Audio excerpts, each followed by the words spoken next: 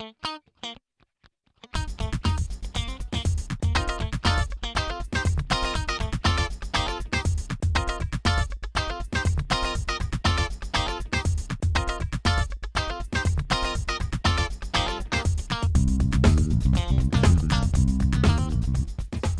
welcome back. Yes, hello.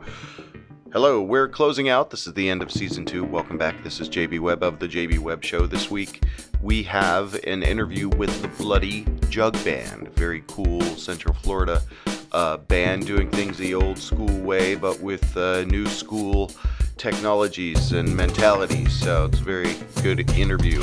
Also, we're going to do a little Stuff I Saw 4.0. I don't know what it is. Anyway, we're excited about the summer series coming up. Thanks for supporting our humble little social experiment here. Please enjoy the show. Cheers.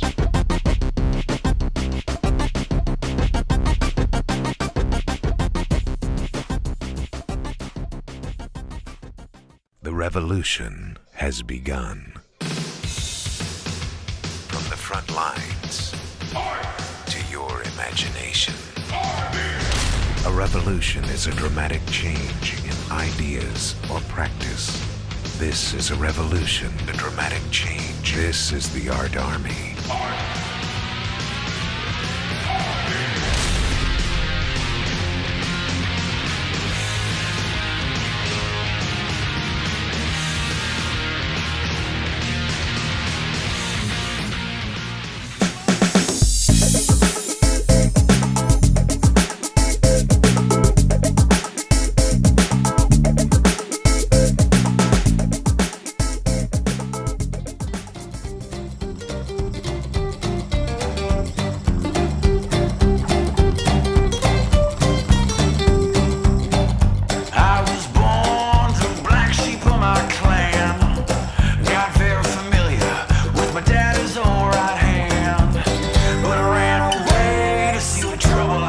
Welcome back. Hey, this is JB Webb. Those are the dark and cool still sounds of the Bloody Jug Band. Thank you very much. Ladies and gentlemen, welcome back to the JB Webb Show. I am JB Webb. This is the Season 2 finale.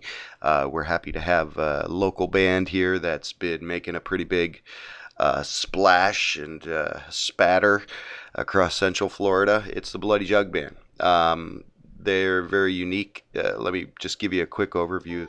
Drawing inspiration from historic jug bands of the 1920s and 30s, as well as the darker side of blues and rock and roll. The Bloody Jug Band carves out its own niche in a genre of music that's never seen such a bloody incarnation. So one might call them swamp noir. That's Gabriel Lowenberg from the Tampa Bay Times. Anyway, let's talk about who's in the band. Franklin Glory, Randall Scandal, Bloody Rick, Adam Blackwater, Resonator, Lap Steel. Big Daddy Germ actually plays a bloody jug and a kazoo. Seth Funky Washtub bass. Brian Shedder on the guitar. Stormy Jean vocals and Anarchy cowbell. And on the line with us we have Cragmire Peace. He does the vocals and scratches on the washboard. Cragmire, thanks for being on the show. How you doing today, man? Good, JB. Thanks for having me, brother. Hey, it's really our pleasure, man. You guys are so unique and very cool. And, just gave a little description there. But what I think is cool is the history. So maybe you can give us a little bit of background on that. Yeah, it was really a culmination, I guess, of the initial idea. It was a brainchild of mine and a dear friend of mine, G.T. Springer. And, I think that, I was personally over the last, 5-10 years, decade, whatever it is, influenced by so much different music, but I kept getting influenced by this kind of new wave of Americana, especially locally with bands like the Heathens, the Wind Brothers band at the time, and Hindu Cowboys.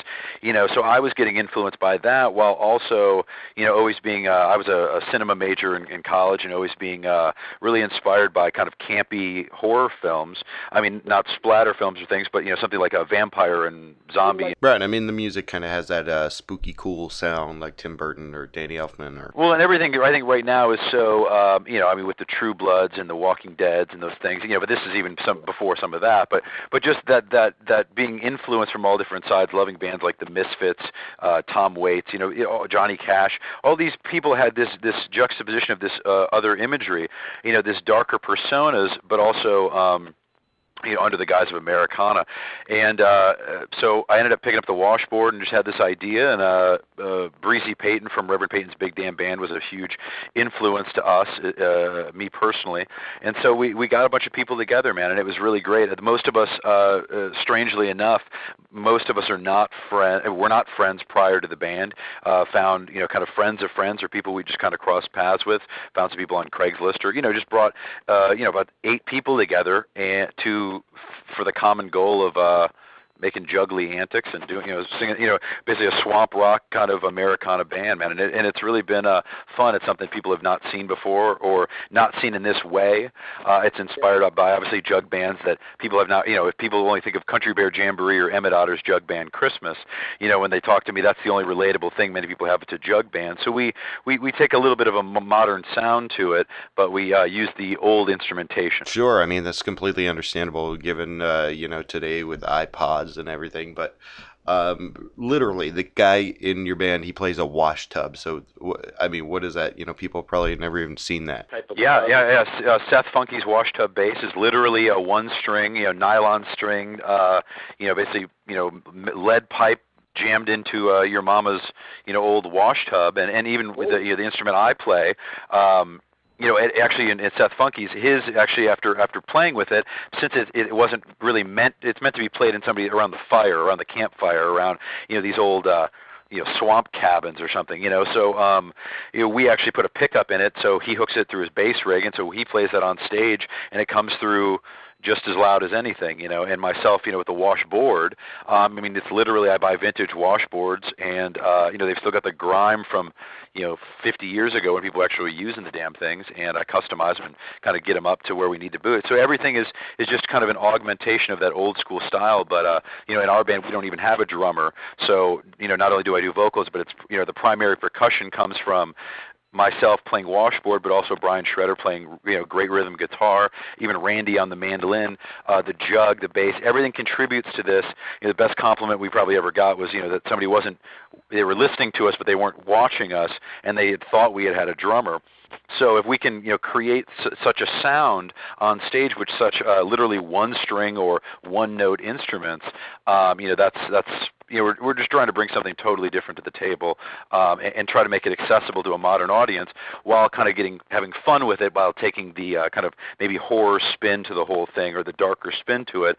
That's kind of our own stamp on the whole thing. Well, you guys definitely do put your own Bloody Jug Band stamp on everything. I mean, your video I was talking about to somebody earlier, it's very cool. The song is Chained to the Bottom, bloodyjugband.com. You can go check this out.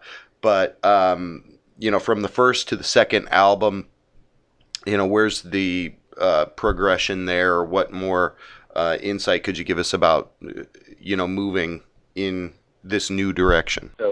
Well, certainly, like you said, with the new album, the new album itself, we got a local producer, Justin Beckler, who has done everybody from Thomas Wynn, Matt Butcher, Kaylee Baker, just on and on and on, Lonesome City Travelers. He's produced some amazing albums. And so, like you said, we didn't go in there and try to record with a little, mic in our living room.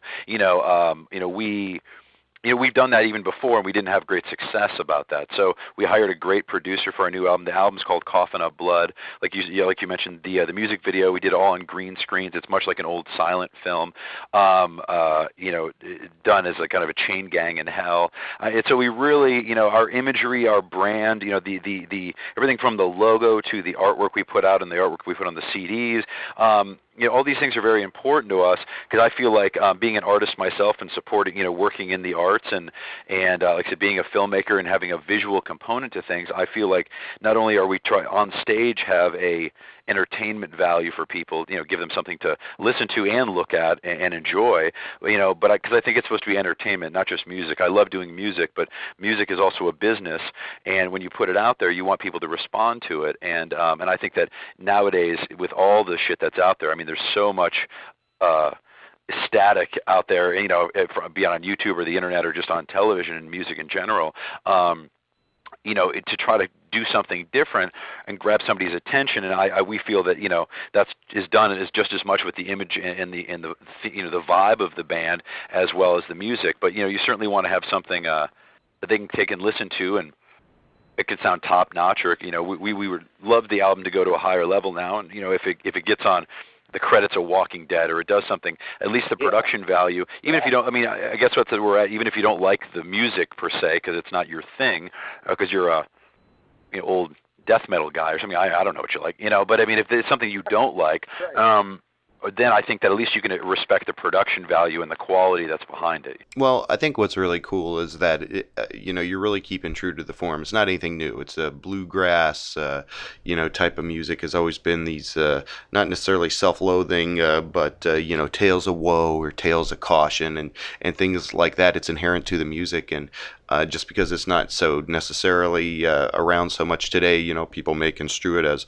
oh, that's dark or what have you, but I don't see it that way. I see it as more, natural to actually what you're doing. Right. Well, that's what I mean. I appreciate that you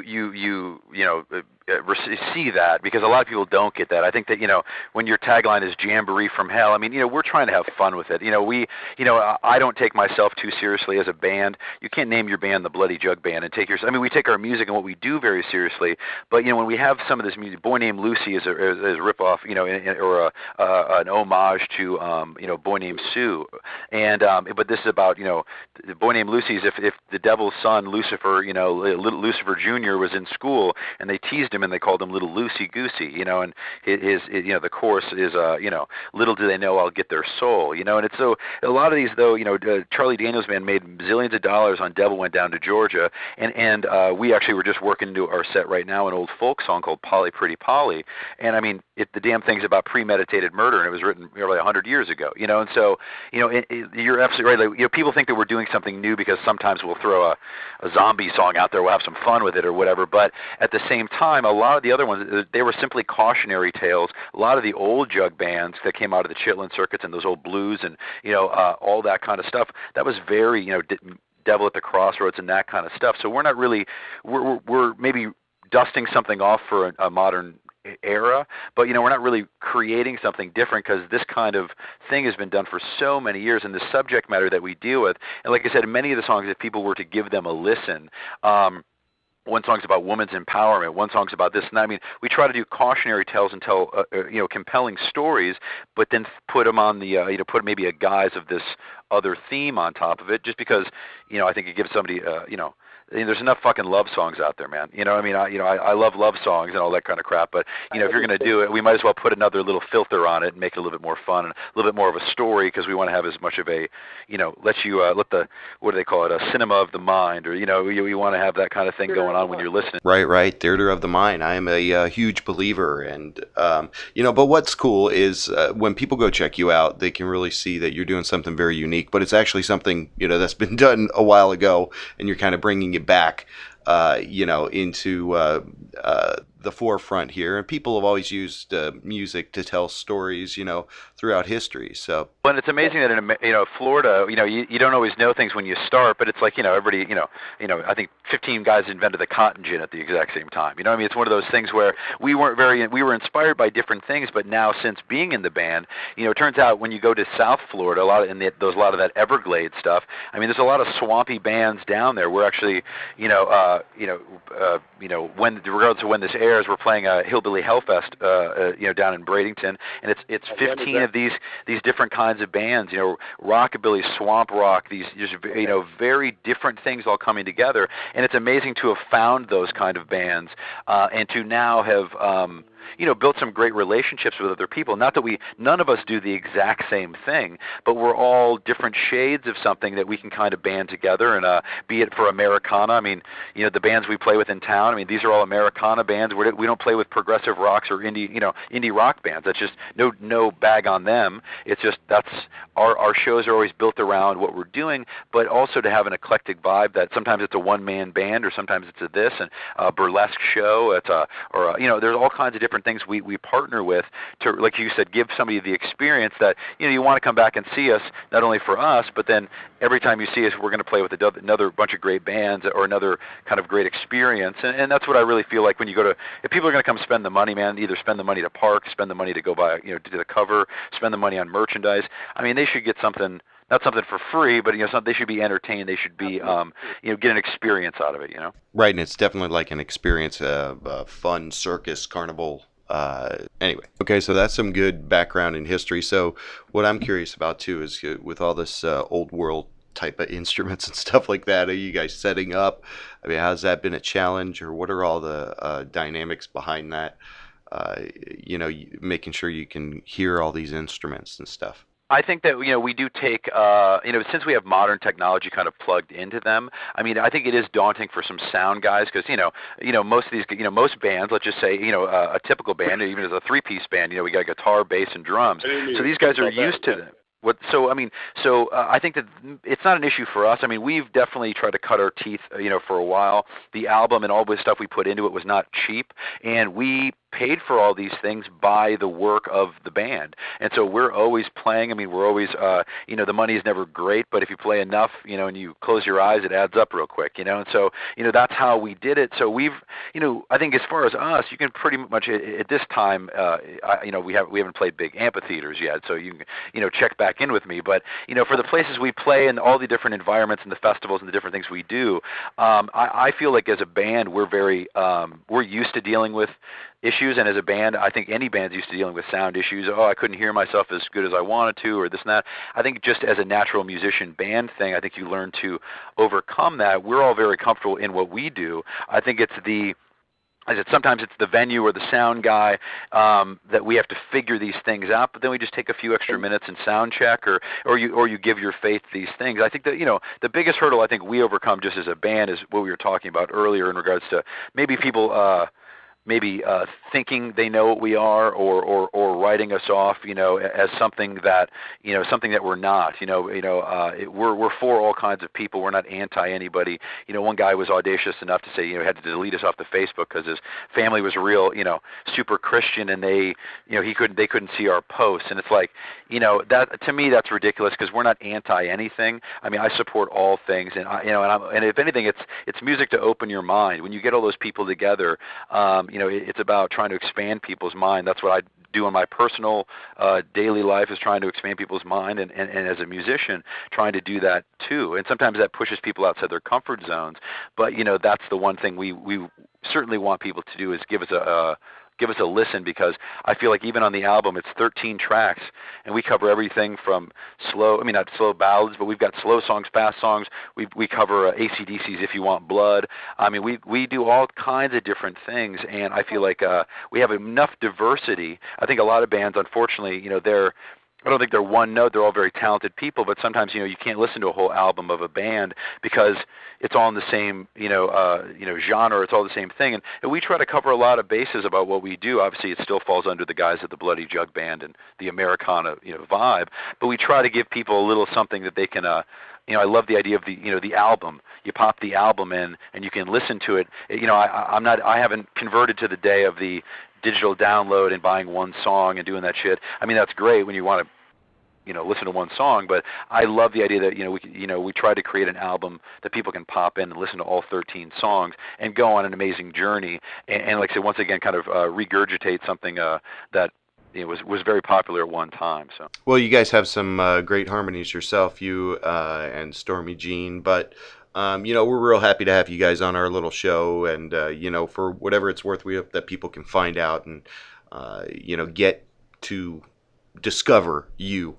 Hey man, we'll certainly take what we can get, brother. I appreciate any exposure. We love to play. I mean, we don't love to play to 5 people, but I'd rather if you play to 5 people that are digging it, man. It really you can still have a great experience, and and I can't take credit for much of this. I mean, maybe some of the creative vision behind it, or the overarching brand development over the Bloody Jug Band. But like you said, this album would be nothing without people like Bloody Rick and Randall Scandal and Adam Blackwater. These guys really taking lead roles, but then guys that like the jug and the rhythm guitar. A lot of these things, these are instruments that don't really get enough credit because they're just there. They're laying it down. You'd sure as hell know if they weren't there, but they don't, they're not always at the standout things. But I think everybody in the band, Stormy, I mean, it's like I couldn't do any of this without these amazing people. And in this day and age, I talk to a lot of other people in other bands, other frontmen and what have you. And, people are astounded that, we can really keep 8 people together and keep people on the road and keep all of us on the same page. We have had members come and go and what have you, but to really keep this momentum moving forward with the common vision and actually growing closer together. We haven't killed each other yet. We're actually growing closer together. I find that all of that is just it's a reason to keep doing it, man. And every time we meet somebody who's stoked about the Bloody Jug Band and hadn't found us before, but now they listen to your show and they get turned on to it. I mean, that's why we do it. It's a very humbling thing. It's not about egos and pumping egos up. It's about humbling ourselves and having this shared experience with our audience. And hopefully, where we see more success coming is if we get more success, we can help more people, we can expose more people to what we do, and have a bigger shared experience, man. So it's not about make a lot of money and get cars and hoes and whatever. It's about being able to be we want to be successful so we can reach more people and make a bigger impact. All right, well, perfect. Cragmire, you're on the right show. Thanks again for being on the show. You're listening to the JB Webb Show. We've been speaking with Cragmire Peace of the Bloody Jug Band. Go check these guys out. There's on their website or live in person if you're around here in the Southeast. They do play around a lot. And enjoy the music coming up. You're listening to the JB Webb Show. Hiya, hiya, hiya.